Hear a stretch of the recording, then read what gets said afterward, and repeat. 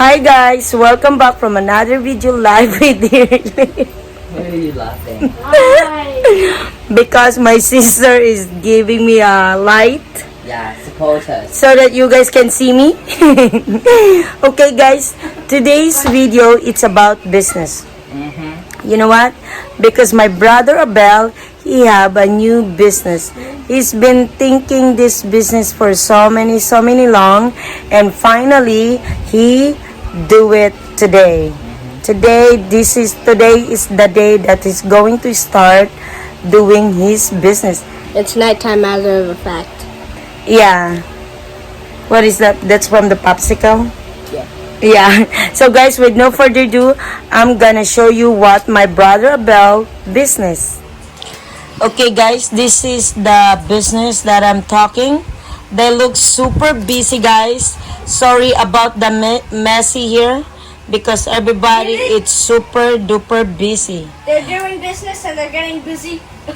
Yeah, so the girl who's holding the light is Christina and my brother Abel. Hi guys. And Stephanie, my cousin, the one who dried the clothes. So guys, the business. Abel, tell Daniel too, of course. Abel, can you tell us about your business?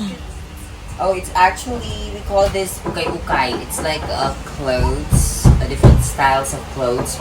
Somebody's knocking the door. Sorry about that. Hold on. So continue. So guys, Abel, he's selling. We call this ukay-ukay, our Goodwill version or a thrift store. This is used clothes. Yeah, he bought this already used, and then he bought this a bundle.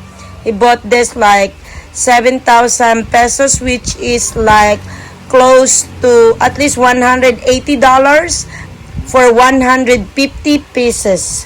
Show me the example of the clothes, buddy. It's so the one that it's already ironed. You want to see that? Yeah.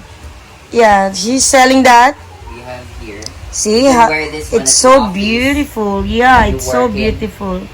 This one, Yeah. you can wear this one during summer, like you just wanna... Yeah, that costs $2. He's selling that $2, which is 100 pesos.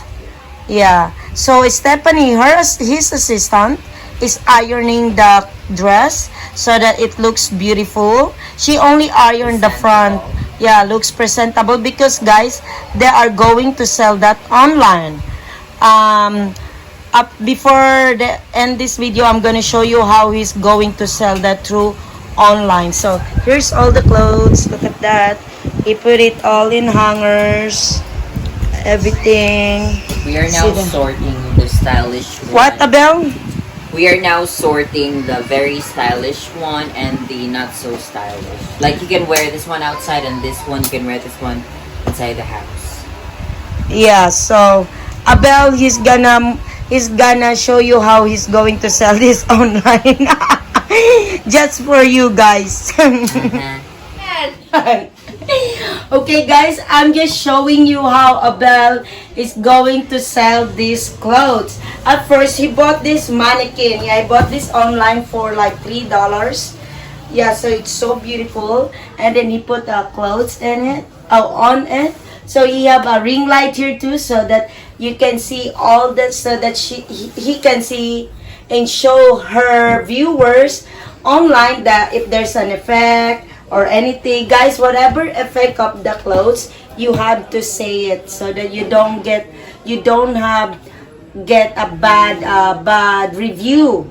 Yeah, you gotta be honest so that your customer will not get mad at you. So here you have a light. So guys, he's selling this in the page. Yeah, he have his page together with my sister MJ. They're kinda doing this together, guys. So he's gonna be talking like this. Hi everyone, live. Welcome to my live.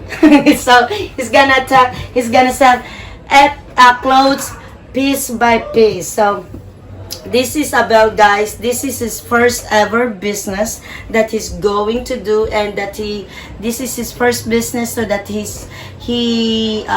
invests so much money. So he have 150 pieces of this. He bought it for 7,200 pesos. So it's not bad. It doubles his money, like more than double. I think his profit total is like 115%. Can you believe that? That's a lot of money. And all you have to do is to sell it online. It's not bad. I kind of really want to do it, but the thing is, I don't have patience. Patience to prepare everything. Yeah, because you know, I don't have girls with me in the house, and I know for sure too Kevin, he would not like to do this too, so I leave it to my brother. So guys, I'm just showing it to you, so I think that's it. I'm just so excited for my brother, guys, because he's gonna have his new business. This one. Okay guys, everybody is busy here. Abel, guys, he's been he's kind of annoyed of us because I want to buy lots of clothes from him because it's so cheap, you know, $2 is not bad, and also the dress, it's so beautiful. Yeah, I told him, can I buy like at least 10 pieces? He said no, not yet. Because guys, he wanna post it on social media, and then he want us to buy it there, which is kind of good, you know, and then give a review. This is going to be a bias review. Because we're all just sisters. So Christina, she find dress too that she likes to buy, but Abel said buy it when I posted it. Yeah. It's actually a pretty good dress. They're so cheap, yet the quality is so good. So Yeah. Where did you know where this came from? no, I don't know what country exactly, but Yeah, but what? it's cheap. Actually, guys, Abel, he bought this from my sister MJ, and then I don't know where MJ got this, because MJ, my sister, this is her business. She's been doing this for years. Yeah, so Abel, he's just getting an idea from MJ, because MJ, guys, she lives in Manila, which is very very far. It's like 1 hour and 20 minutes plane ride. So I hope Abel business will be successful. Hopefully, if he sell the first time dress of me to me, he's gonna be successful. But if he's not gonna be successful. No, guys, I'm just joking. Okay, guys, that's it for today. I'm gonna end this video now because I wanna help them, so that I just in case he's going to give me one dress for free. Hey. Okay, guys, I hope you enjoyed this video, and thank you guys so much for watching. Bye bye. Bye. Bye.